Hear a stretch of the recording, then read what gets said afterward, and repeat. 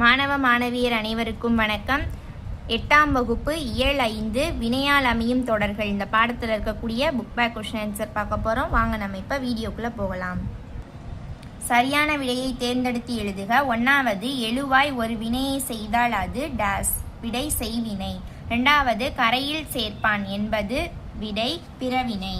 3வது பாடல் இலக்கியாவால் பாடப்பட்டது என்பது விடை செயப்பாட்டு வினை. பொறுத்துக.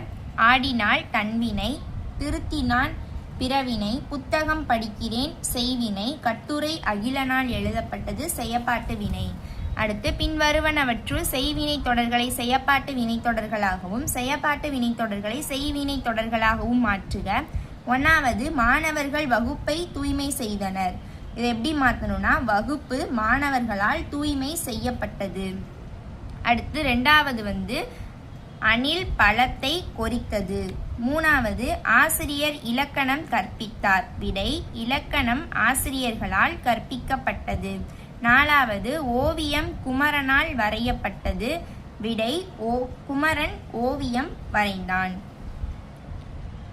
அடுத்தது சிறுவினா 1வது கொஸ்டின். தன்வினை என்றால் என்ன, எடுத்துக்காட்டு தருக. விடை பக்கம் எண் 108.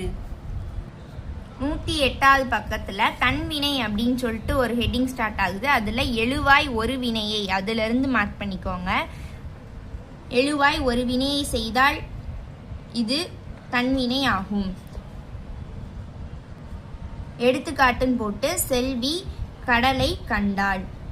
எடுத்துக்காட்டுக்கு மேலே எழுவாய் ஒரு வினையை தானே செய்தால் இது தன்வினை ஆகும் அப்படின்னு மார்க் பண்ணிட்டு செல்வி கடலை கண்டாள். இது சிறுவினா 1வது கொஸ்டினுக்கு உண்டான ஆன்சர்.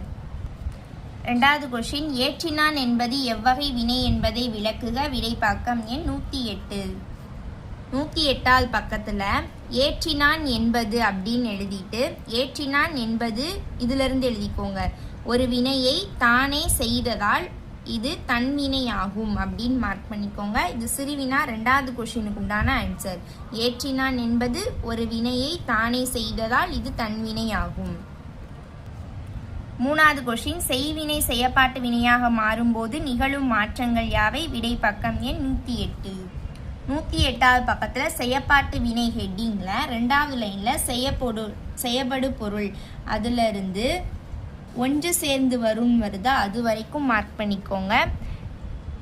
அதாவது செயபடு பொருள் எழுவாய் பயனிலை என்னும் வரிசையில் அமையும். எழுவாயோடு ஆள் என்னும் 3ஆம் வேற்றுமை உருபு சேர்ந்து வரும்.